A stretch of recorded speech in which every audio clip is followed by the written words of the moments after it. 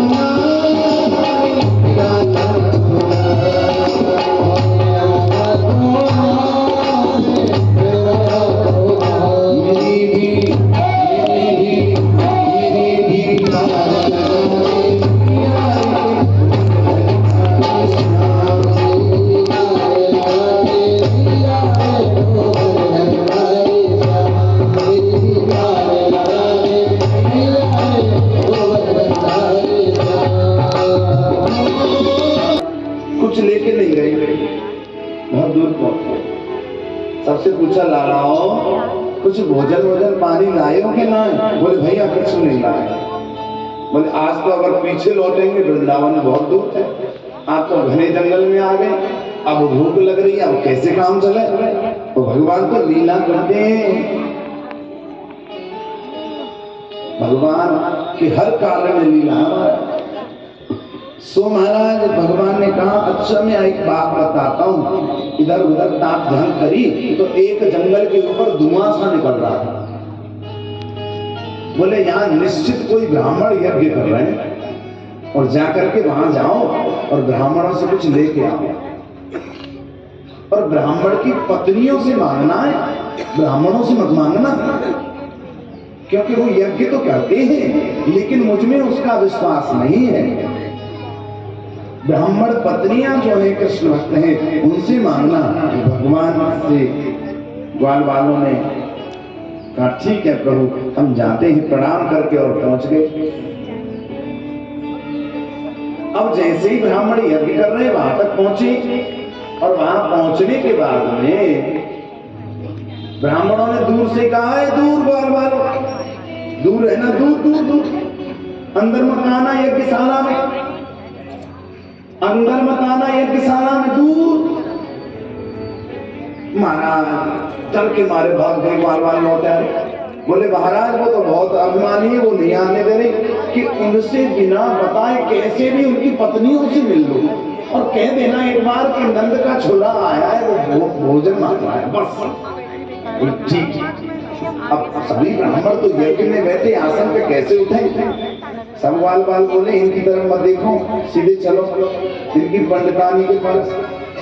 महाराज पहुंच गए, वहां कहा हे देवियों हमारा कृष्ण भूखा है और वो नंद का लाला तुमसे भोजन मांग रहा है। इतना सुना महाराज हृदय गदगद हो गया। बोले कृष्ण जंगल में आए? बोले हाँ, तब तो हम अपने हाथ से खिलाएंगे भोजन।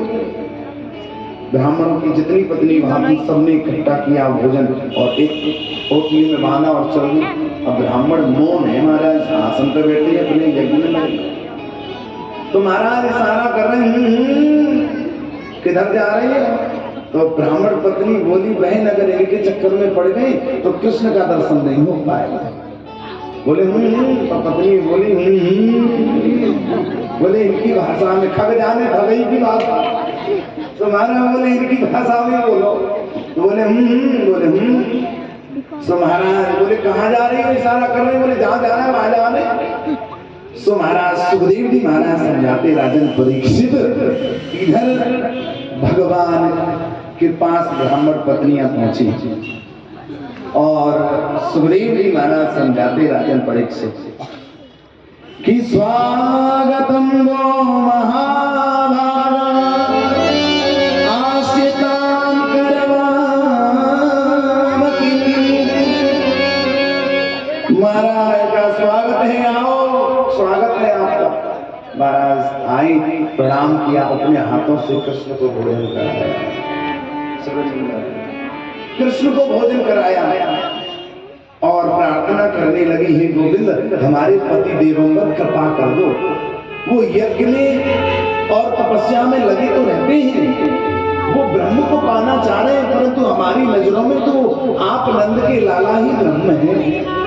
कृपा ऐसी करो कि वो जो भी तपस्या करें वो आपके नाम को लेकर करें, आपके नाम की भक्ति उनके हृदय में हो जाए।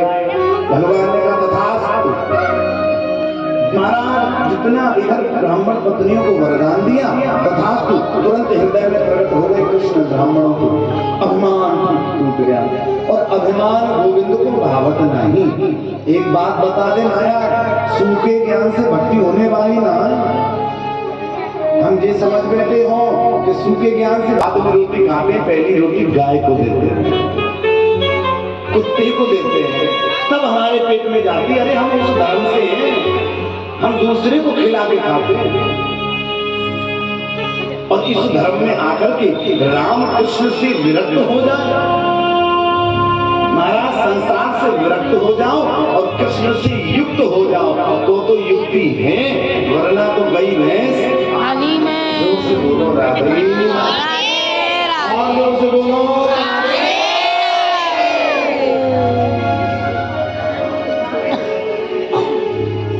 महाराज भगवान क्यों जाते हैं इतने दूर? नंगे पैर चले गए परीक्षित जी महाराज। भगवान खड़ाऊ नहीं है, जंगल में कांटों में उन ब्राह्मणों पर कृपा करने, उन ब्राह्मण की पत्नियों पर कृपा करने। हमारी तपस्या में बल होगा तो भगवान हमारे पास आएंगे और महाराज हमारे पुण्य जोर मारेंगे, तब हम भगवान के पास जाएंगे। एक मैं आपको कथा श्रवण करता था। भगवान राम गए थे ना वन में, तो माता सबरी भीलनी, उसका मार्ग रास्ते में पड़ता नहीं था महाराज, पड़ता ही नहीं था। राम जी जब सीता की खोज कर रहे तो राम जी के मार्ग में सबरी का मार्ग नहीं पड़ता था महाराज, पड़ता ही नहीं था। फिर क्यों गए भाई? कोई अगर मथुरा जाना तो अलीगढ़ से सीधे मथुरा जाओगे कि ऐसे जाओगे कि हाथरस जाओ और फिर जाओ? जब मीरा महबूब है तो भगवान उल्टा सीधा हो करके सबरी के आश्रम क्यों गए? महाराज भगवान जब भगवान भक्त के पास जाते हैं, जब भक्त की भक्ति बहुत जोर मारती है, प्रबल। एक भील जाति के घर में जन्म हुआ। जानते हैं सबरी कैसे बनी? महाराज सबरी जिस घर में रहती थी उसमें सब लोग मांस मदिरा खाते थे। सबरी का विवाह तय हो गया तो सबरी के पिता के यहाँ जितने पशु थे सभी को कटवा करके बारात जो आने वाली थी उसमें भोजन बनाने वाली थी। सबरी ने कहा मेरे रहते, मेरी बारात में, मेरे विवाह में मेरे कारण इतनी बेजुबान प्राणियों की हत्या हो गई, नहीं मिलेगी, मुझे ये बर्दाश्त नहीं। महाराज सबरी ने रातों रात घर छोड़ दिया और पेड़ पर आकर मतंग ऋषि के आश्रम को नित्य प्रतिदिन साफ करके पेड़ पे चढ़ जाए। मतंग ऋषि सोचते थे कौन है जो मेरे आश्रम को साफ कर देती है। एक दिन मतंग ऋषि जल्दी जग गए, देखा वो सबरी आश्रम को झाड़ रही, सेवा करती है। सबरी आश्रम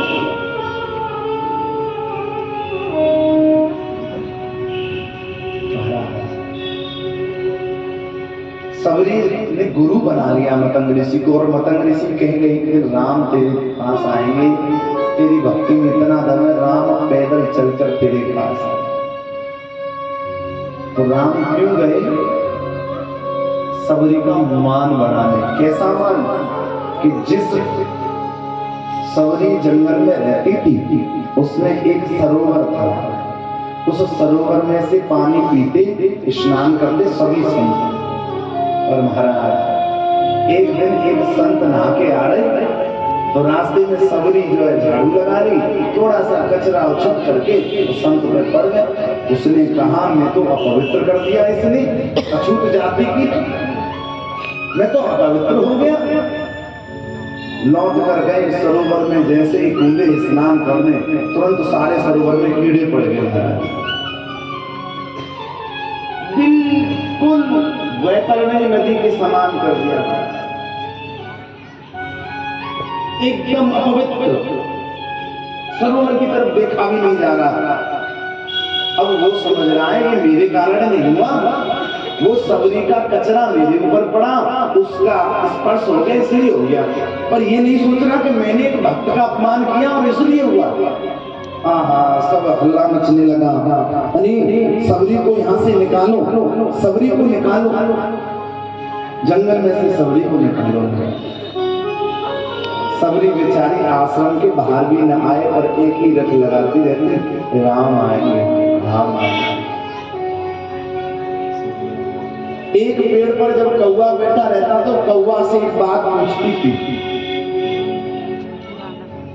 एक कान तू बता राम कब आएंगे?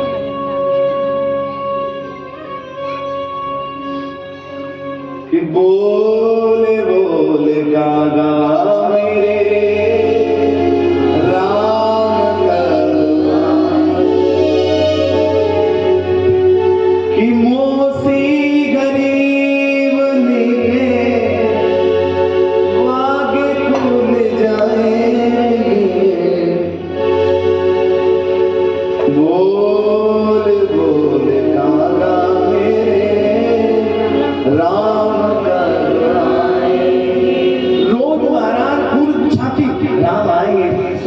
सवारती महाराज। भगवान राम गए तो महाराज सबसे पहले किसके पास आए? उन संतों के पास गए जिन संतों ने सबरी से उल्टा सीधा कहा और दरवाजा खटखटाया। जिस संत ने अपमान किया, जो सरोवर में स्नान किया, उस संत के पास गए, दरवाजा खटखटाया। साधु ने दरवाजा खोला, राम जी से कहा आओ। बोले मैं तुम्हारे यहाँ नहीं आया, मैं तुम्हारे यहाँ नहीं आया, मैं तुम्हारे यहाँ नहीं आया। मुझे सबरी का घर बता दो कौन सा है। बोले हमने तो तुम्हारी तपस्या की है। बोले ना की है, उसका फल इतना है कि दर्शन मिल गया, सत्कार स्वीकार नहीं किया। भगवान जिस संत ने अपमान किया, उन संतों के यहाँ गए, दरवाजा खटखटाया। संत बोले आओ। बोले ना मेरी सबरी का घर बताओ। महाराज ढूंढते ढूंढते सबरी के पास पहुंच गए। झूठे देर वहां खाए, सारे संतों की सभा लगी है, सब लोग आ रहे। बोले राम जी हमारे घर आए नहीं, अछूत जाति के घर झूठा खा रहे। सबने कही प्रभु जी अगर तुम हमारा सत्कार स्वीकार नहीं कर रहे हो तो एक काम कर दो, ये सरोवर को ठीक कर दो। बोले ठीक है। सबरी का हाथ पकड़ा और ले गए सरोवर पर। राम जी ने कहा सबरी इसमें पैर डाल दो। उन्होंने कहा प्रभु पहले ही मेरी वजह से कीड़े पड़ गए हैं, अब मैं पैर डालूंगी तो अब तो मुझे लोग जीने भी नहीं देंगे। मैं एक तो अधम हूँ, उसमें भी नारी हूँ, उसमें भी मैं मूर्ख हूँ, अज्ञानी हूँ, मैं ऐसा काम नहीं कर सकती। रोते रोते सबरी हाथ छुड़ा के भाग गई। संतों ने कहा प्रभु इसे ठीक कर दो। भगवान ने कहा जिस स्थान पर सबरी खड़ी, यहाँ की मिट्टी उठा के डालो, अगर विश्वास है तो। सबरी जिस जगह पर खड़ी उसके चरणों की मिट्टी उठाकर डाली, तुरंत सरोवर स्वच्छ हो गया। तो महाराज भगवान की कृपा जिस पर हो जाए उस पर सबकी कृपा होती है। गोस्वामी तुलसीदास जी लिखते हैं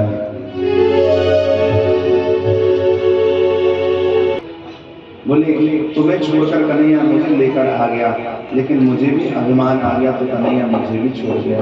प्रभु चाहे राधा ही क्यों न हो, अभिमान को भगवान किसी का बर्दाश्त नहीं करते। राधा को अभिमान क्या हुआ, इतनी करोड़ गोपियों को छोड़कर कृष्ण मेरे बस में केवल मेरे पास आ गए। राधा ने कहा अब मेरे पैरों से चला नहीं जाता, कृष्ण मुझे अपने कंधे पर बिठा लो। कन्हैया बोले अच्छा राधा में अभिमान आए, और भगवान ये चाहते नहीं कि मेरी राधा में अभिमान आ गए तो गड़बड़ हो जाए। बोले ठीक है मेरे कंधे पे बैठो। लता पता पकड़ के बैठने लगी, भगवान अंदर ध्यान हो गए, किशोरी जी गिर पड़ी। और जब किशोरी जी गिर पड़ी तो किशोरी जी रुदन कर रही हैं।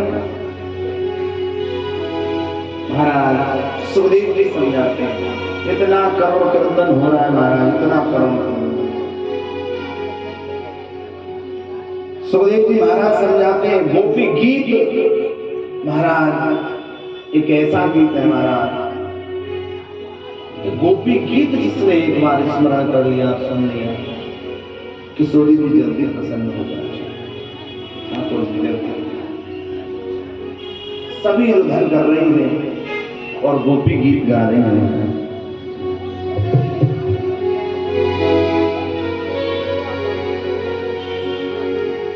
जयति तेरी धुन जन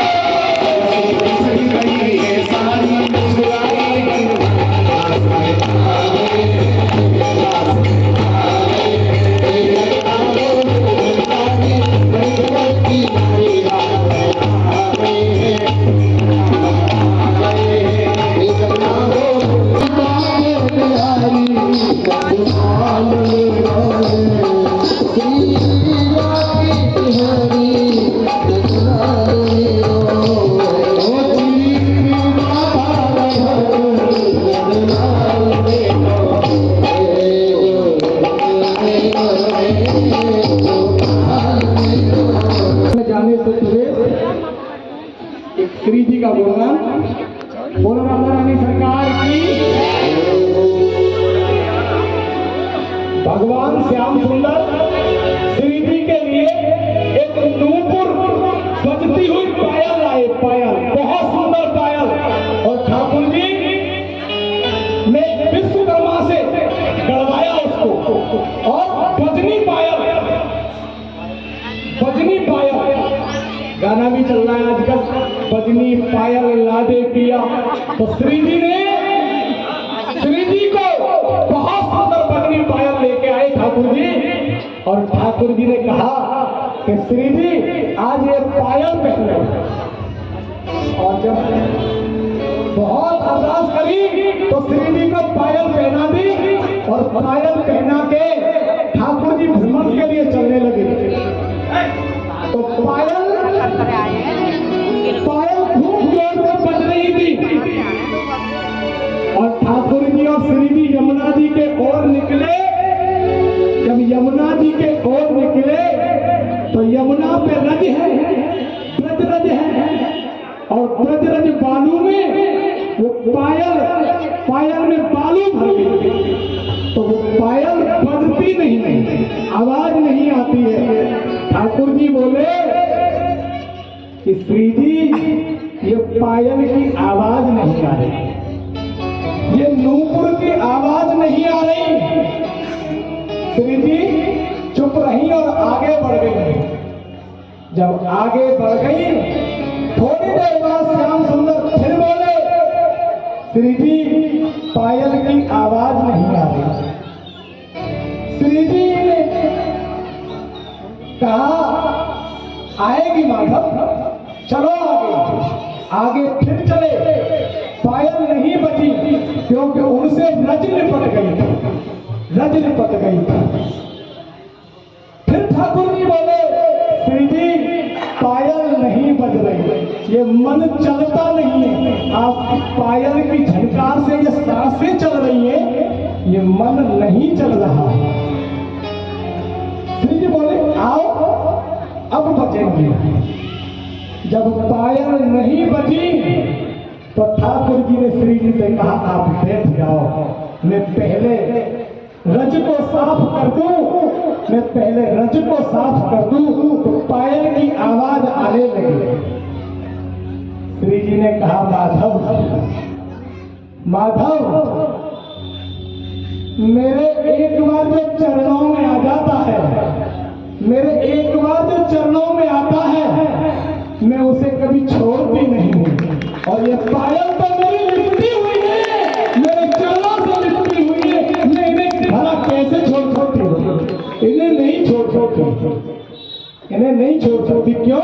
कि जो एक बार चरणों में आ जाए श्री जी के, वो दोबारा कहीं चरणों में जाने की जरूरत नहीं पड़ती। इसलिए बोलो राधा रानी सरकार की, श्री जी के चरणों में आप लोग आए हैं और इन चरणों को पकड़ के रखो। इन चरणों को आप पकड़ेंगे तो पूरी जिंदगी आनंद में डूबेगी, आनंद। बोलो राधा रानी सरकार की। और कृष्ण जी की पत्नी का नाम माणिक गौरी था। पूरे जीवन उन्होंने नरसिंह जी की सेवा करी और नरसिंह जी के यहाँ जितने संत आते थे सबकी प्रसादी हंस के बनाती थी। 10 संत आ जाए, 20 आ जाए, 50 आ जाए, 16 साधु तो नरसिंह जी के यहाँ परमानेंट रहते थे, जो हरिनाम संकीर्तन करते थे, जो भिक्षा मांगने के लिए उससे आए थे। नरसिंह जी ने कहा भैया भिक्षा पेट के लिए मांग रहे हो या धंधे के लिए? बोले हम तो पेट के लिए मांग रहे हैं। तो भैया पेट के लिए भोजन और पहनने के लिए कपड़ा और रहने के लिए छत मिल जाए तो फिर तो कोई अभाव नहीं बचेगा। बोले नहीं, कोई अभाव नहीं बचेगा।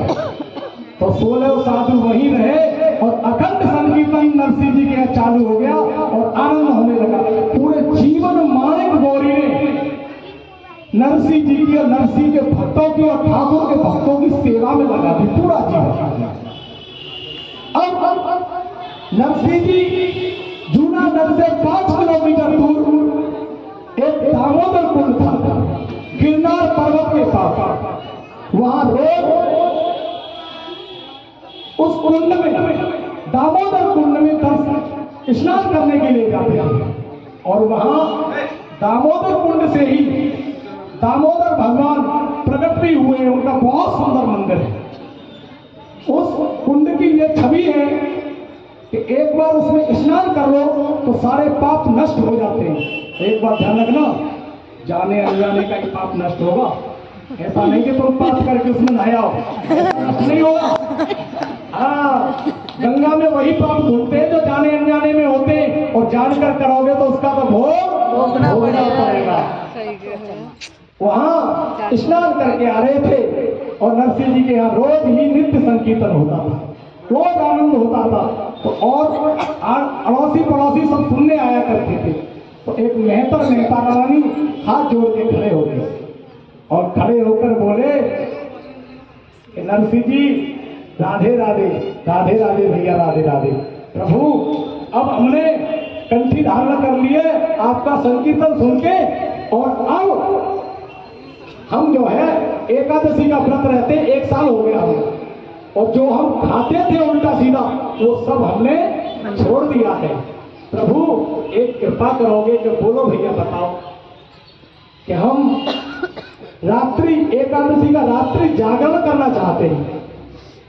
जागरण करना चाहते हो भैया, करो, बहुत अच्छी बात है, लेकिन जागरण तो हम करना चाहते हैं, लेकिन हम ये चाहते हैं कि आप जागरण करो और हम तो सूत्र हैं, मेहतर हैं, हम प्रसाद आपके लिए बाहर से बाजार से मंगवा लेंगे। बोल नहीं भैया, ये सब की जरूरत नहीं, जो हरि का है उसके लिए कोई भेदभाव नहीं है, जाति पाति नहीं है, जाति पाति कोई नहीं है, आप कोई चिंता न करो। तो बोले कब करोगे? बोले जब तुम्हारी इच्छा है। बोले हम तो आज ही चाहते हैं। नरसिंह जी ने कहा भैया आज चाहते तो आज ही हो जाएगा, हमारे यहाँ तो एकादशी को रात्रि जागरण होता ही है, वहां ना सही तो यहाँ हो जाएगा। नरसिंह जी कह के चले गए और उन्होंने पूरा चौका चंदन सफाई करके मोहल्ले को जगमग कर दिया और आनंद से वो तैयारियां करने लगे। और इधर घर पहुंचते हैं तो माणिक गौरी की हालात बहुत खराब है, इतनी खराब हालात कि ऊपर की सांस ऊपर नीचे की नीचे, घर आके देखी तो तबीयत खराब। नरसिंह जी ने कहा देखो जो मेहतर मेहतरानी हमें रोज दोनों जने जाते थे गंगा स्नान के लिए, जो मेहतर मेहतरानी है उन्होंने आज रात्रि जागरण के लिए बोला है, आप चलोगी? बोले मेरी हालत तो बहुत खराब है, मेरा कुछ भी पता नहीं है, आपकी जब हालत खराब है तो मैं मना करा देता हूँ और फिर जागरण कर लेंगे। बोले नहीं, उन विचारों ने कैसे एक एक पाई इकट्ठा करके और अपने रात्रि जागरण की तैयारी की होगी, आप मना मत कराओ, मेरी तबीयत खराब है लेकिन प्रभु से मैं मांग लूंगी और 24 घंटे तो मैं यमराज को भी रोक सकती हूँ। क्यों कि सतत तो था, अपने प्रभु पे भरोसा था, लेकिन प्रभु एक बात मेरी ध्यान रखना, मेरा समय जो अंतिम है, मेरा अंतिम समय है, अब मेरे प्राण जाने वाले हैं, बस आपसे एक कृपा है कि आप मेरा जब दम निकले तो मेरा सर आपकी गोद में हो। 2 वचन मांगती हूं, मेरा सर आपकी गोद में हो और दूसरा वचन मेरा ये है कि मुझे अंत समय में हरि नाम सुना देना, अंत समय में हरि नाम सुना देना। तीसरा वचन मेरा ये है कि आपके तो ठाकुर जी इर्द गिर्द रहते हैं, मुझे प्रिया प्रीतम के दर्शन करा देना अंत समय में। ये मेरे 3 वचन हैं और आप जाओ और आनंद से जाकर। नरसिंह जी ने कहा आपकी तबीयत ठीक नहीं है, जागरण हम फिर करा लेंगे। बोले नहीं, हरि के काम में बाधा नहीं, हरि के काम में बाधा नहीं। नरसिंह जी चले गए, नरसिंह जी चले गए और उन लोगों ने मेहतर मेहतरानी, पूरा मोहल्ला इतना खुश, कपड़े नए, बिस्तर नए, चौका चंदन लिपा हुआ, बहुत सुंदर जागरण की तैयारी की। और नरसिंह जी पहुंच गए, रात्रि को जागरण हुआ और नरसिंह जी गा रहे हैं, बहुत समय कम लूंगा।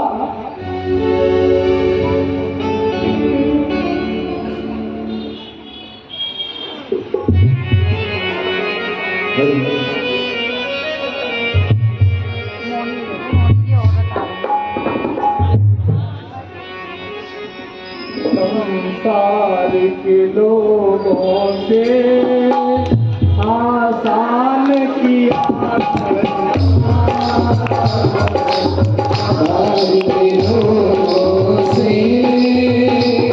आसान किया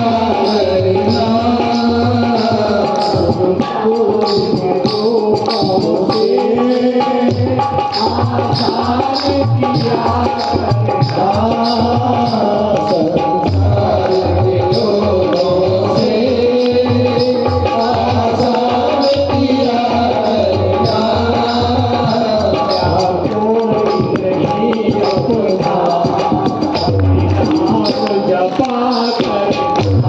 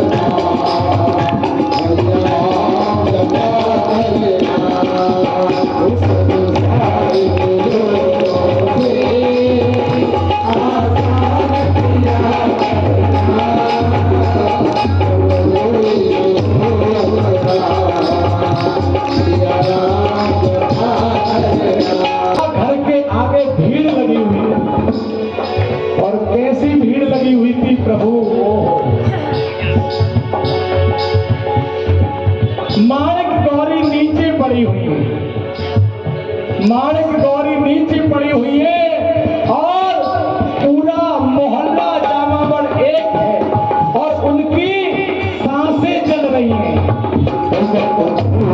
अरे बंदे प्रभु तुझसे दूर नहीं, अरे बंदे प्रभु तुझसे दूर नहीं, लगी हो भक्तों पर प्रभु को मंजूर रहे, भगवान को आए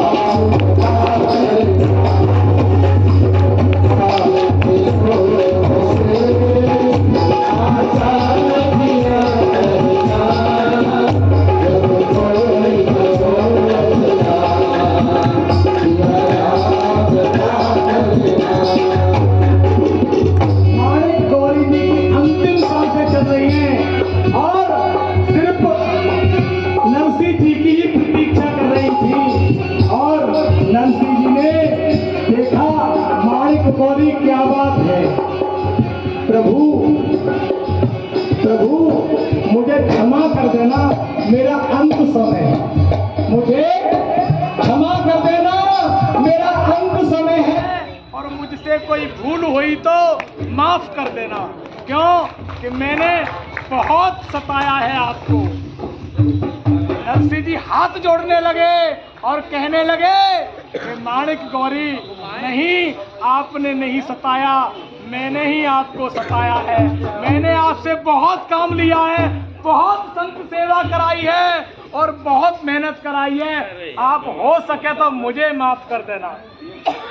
और माणिक गौरी कहने लगी कि आप प्रभु मेरे 3 वचन याद कर लो, आप प्रभु मेरे तीनों वचनों को याद कर लो।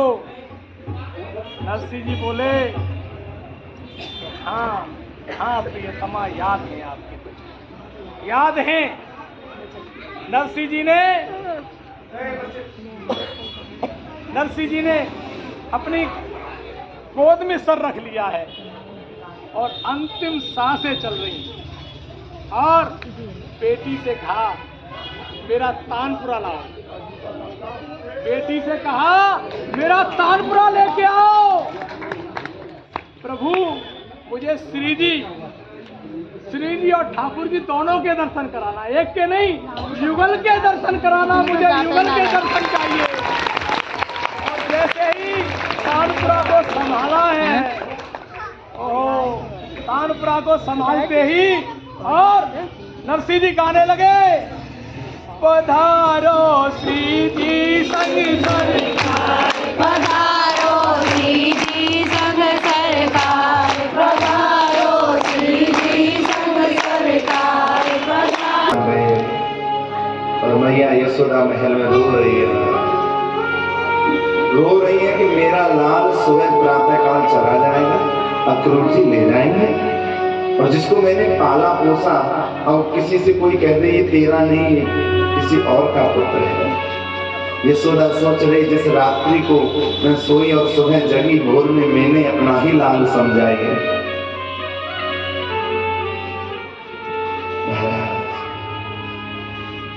यशोदा मैया रो रही है अपने महल में, कृष्ण भगवान आए, देख रहे हैं मैया को, सोच रहे हैं कि मैया रो रही है, समझ गए कि प्रातःकाल मुझे जाना है, समझ गए, पर रो रही है मैया।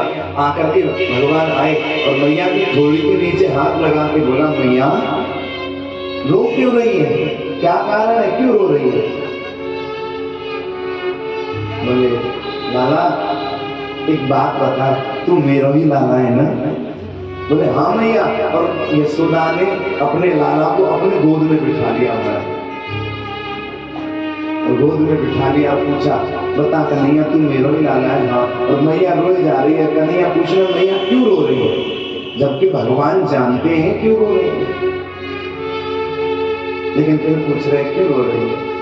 भगवान बहाना लगा रहे, कान पकड़ ली मैया, अब तू समझ रही है ना मैं चोरी करूं, अब चोरी नहीं करूंगा, अब तू रो मत, आज के बाद मैं बिल्कुल चोरी नहीं करूंगा। और हाँ, तू ये कह रही ना मैंने एक दिन माखन नहीं मैंने दियो, तो मैंने सब में कह दी मैं नंद को यशोदा को लाला नाम, अब नहीं कहूंगा मैया, बहुत बड़ी भूल हो गई। समझाना चाह रहे भगवान, पर मैया है कैसे समझे। मैया का हृदय विदीर्ण हो रहा है। भगवान मां को सुला करके चले गए अपने महल में। बलराम से कहा कृष्ण ने, भैया अब प्रातः काल हमें निकलना है, क्योंकि अक्रूर जी हमें लेने आए, हमारा अवतार हुआ है नाना प्रकार के काम करने के लिए। इधर कृष्ण को रात भर नींद नहीं आई, उधर यशोदा नंद बाबा को रात भर नींद नहीं। भगवान जल्दी भोर में अंधेरे में जग गए, दौड़े दौड़े कृष्ण भगवान और मां यशोदा के महल में गए परीक्षित जी महाराज। और यशोदा के महल में जब गए तो यशोदा मैया को नींद का पलंग पर सर रखा है और रोए जा रही, अश्रुधारा चल रही, रोए जा रही। कृष्ण भगवान आए, बोले मैया अभी तुम सोई नहीं हो। और उस माँ को कहा नींद कि प्रातः काल मेरे जीवन का सूरज दूर हो जाए। मैया जिस तरफ पूर्व में सूर्य निकलते हैं, प्रातः काल मैया जिस दिशा से सूर्य निकलते हैं उसी दिशा में खड़े होकर मैया और प्रार्थना करने लगी, हे सूर्य भगवान, मैं आपसे निवेदन करती हूँ, आज आप धरती पर मत निकलना, प्रकाश मत डालना। अगर आज तुम निकल गए तो मेरे जीवन का सूरज मुझसे दूर हो जाएगा। हे सूर्य नारायण, मैं विनती करती हूँ, मेरे जीवन में ऐसे ही अंधेरा रहे कि कृष्ण मेरे पास रहे। मैं जानती हूँ अगर तुम निकलोगे प्रातः काल होगी और मेरा कन्हैया मुझसे दूर हो जाएगा। कन्हैया सोच रहे मैया बहुत दुखी है। समय बीतता गया, अक्रूर जी का संदेश आया, जल्दी कन्हैया को तैयार करें। मैया रोती जा रही है, कन्हैया को निभाती जा रही है, मैया रोती जा रही है, निभाती मल मल के निभाया महाराज। प्रातः काल भगवान सूर्य नारायण की पहली किरण धरती पर आई। अक्रूर जी तेज हल्ला मचा रहे हैं महाराज, चिल्ला रहे हैं, जल्दी करो मथुरा जाना है, जल्दी करो। तो मैया निभाती जा रही है, मोर मुकुट लगाया, बाल संवारे महाराज, लाल लाल कमल के समान चरणों में पायल पहनाई मैया ने। भगवान के चरण बड़े अद्भुत है महाराज, कोमल कोमल कर है गोविंद के। भगवान का श्रृंगार कर रही है मैया, करती जा रही है, रोती जा रही है, करती जा रही है, रोती जा रही है, करती जा रही है। भगवान को जब स्नान कराया तो महाराज सुखदेव जी महाराज कहते हैं, राजन परीक्षित, मैया ने यशोदा ने हाथ पकड़ लिया कन्हैया, हाथ पकड़ लिया कन्हैया। अब बोले नाना एक बात बता, अब तू चलो जाए वो मथुरा, अपने माँ बाप से मिलेगो, अगर यहाँ ब्रज की ग्वालिन से कोई गलती रह गई हो, कोई तेरे लालन पोषण में कमी रह गई हो, कभी तू डांटो हो, फटकारो हो, तो या मैया की अपनी मैया से शिकायत मत करियो। देख तेने जो बात कही, तेने गिरिराजी पूजन की बात कही, तू गिरिराजी पूजन करवायो। तुझे भूख लगती, रात में माखन मांगा तो ताजी माखन निकाला। हाँ, मैंने एक बार तेरी माटी खा ली ना तो मैंने कान मरोड़ दिया। एक बार तूने चोरी करी तो मैंने छड़ी से तुझे मारा। एक बार मैंने ऊखल से तुझे बांधा। लाला, अगर तेरी माँ मिले तो यह बूढ़ी ग्वालिन की, गरीब माँ की निंदा मत करियो अपनी मैया से। क्या कलेजा फट रहा होगा। 11 वर्ष के ही कृष्ण जब जा रहे हैं मैया को, जन्म देने वाली से बड़ी होती है माँ, पालने वाली। यशोदा 85 वर्ष में तो लाल बेग सहारा समझा, और जिसके जीवन से कृष्ण जाए महाराज वो सोचता है मेरे प्राण चले जाए तो अच्छा। सुखदेव जी समझाते राजन परीक्षित, और मैया ने हाथ में हाथ दे करके कहा लाला बचपन में गर्गाचार्य गुरुजी आए तेरा नामकरण करने, और उन्होंने कहा मैया तेरा लाला बहुत बड़ा राजा बनेगा, बहुत बड़ा राजा। मैया तेरा लाला की दुनिया पूजा करेगी। अगर लाला तू जा रहा है मथुरा, अगर तू राजा बन जाए तो मेरी एक विनती है, या गरीब माँ को कोई दास या दासी की जगह पर रख लेना, तेरा रोज दर्शन कर लूंगी, तेरा काम कर दिया करूंगी, पर याद कर लेना इस गरीब माँ को। आज मैया बहुत रोई और कन्हैया से कहने लगी अच्छा एक बात बता कन्हैया, अब तू कब आएगा। मैया का दिल रखने के लिए भगवान ने कह दिया मैया कल छोड़ मैं परसों आ जाऊंगा। मैया ने पकड़ लिया हाथ, बोले सच बता तू परसों आ तो जाएगा कि नहीं, बताना। झकझोर रही है लाला को, और पार ब्रह्म परमात्मा सृष्टि की रचना करने वाले महाराज, सारे जगत को रचने वाले ऐसे गोविंद आज एक माँ के प्रेम के आगे मौन हो गए। एक बार कहा कि परसों आ जाऊंगा, फिर नहीं बात बनी। माँ के आगे तो परमात्मा को भी हारना पड़ा। बोले परसों आ जाए। माँ समझ गई कि ये जब मौन हो जाएगा ये नहीं आएगा, ये नहीं आएगा। नंद बाबा आए, हृदय से लगा लिया और कहा लाला तू जा तो रहे हो, पर कभी कभी बूढ़े बाप को याद कर ली, हमने अब तक जीवन तेरे सहारे काटा। सारे ब्रजवासी ऐसा करुण क्रंदन हो गया। मेरी लाडली जी को पता लग गया, किशोरी जी को महाराज कृष्ण जा रहा है, लेकिन लाडली प्रेम करती है, दिखावा नहीं करती, कुछ कह नहीं रही, क्योंकि प्रेम का एक रूप महाराज मौन भी होता है, और मौन में समर्पण, प्रेम में समर्पण, त्याग और मौन ये होना अनिवार्य है। प्रेम के बदले प्रेम चाहे वो प्रेम नहीं माने। आज किशोरी जी मौन है, कृष्ण भगवान निहार रहे, समझ गए, बहुत नाराज है किशोरी जी। किशोरी जी ने दोनों हाथ खड़े कर दिए और रथ के आगे, हे कृष्ण अगर जाना है ना तो रथ का पहिया हमारे गर्दन से ऊपर हो और हम कुछ नहीं कह सकते। सारे ब्रजवासी रो रहे हैं महाराज, संवर्धन कर रहे हैं। प्रेम के कई रूप है। प्रेम का एक रूप है कर्तव्य, एक रूप है समर्पण। गोपियों ने समर्पण कर दिया कृष्ण को और कहने लगे, सारी गोपियां कहने प्रीति मोहन से की इस भरोसे में की,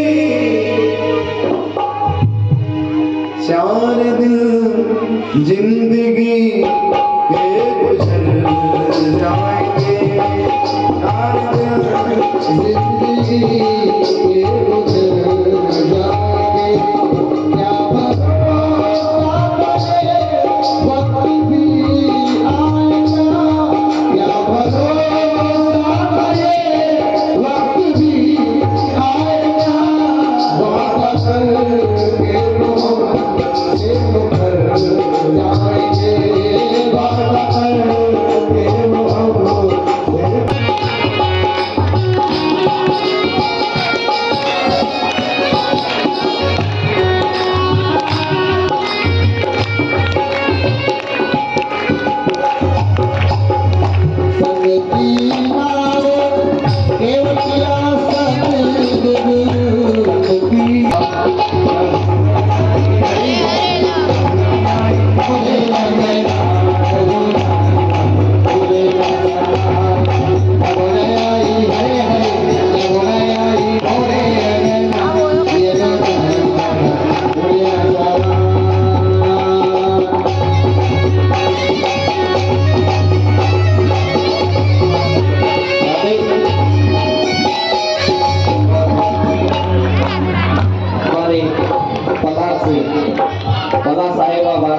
चौक से ही अजय भाई साहब का भी आगमन हुआ है। उनके परिवार से तो प्रतिदिन स्वागत करने आ ही रहे हैं। तो ये तो महाराज जी के इतने दीवाने हैं कि अपना काम वगैरह छोड़ करके दूर दूर तक कथाओं में पहुंचते हैं। महाराज जी की कथाओं में अभी हाथरस कथा हुई थी अक्टूबर में, वहां पर भी पहुंचे, वृंदावन पहुंचे, बिचौला भी पहुंचे और अभी खिड़कारी जलाली में भी पहुंचे। अपना काम वगैरह सब कुछ छोड़ करके महाराज जी के इतने दीवाने हैं कि पहुंचते हैं और रुक्मणी मंगल वाले दिन अधिकतर पहुंचते हैं। फूलों की होली महाराज जी के साथ में खेलते हैं। आज भी आए हैं, बहुत बहुत स्वागत है, धन्यवाद है, साधुवाद है, अभिनंदन है।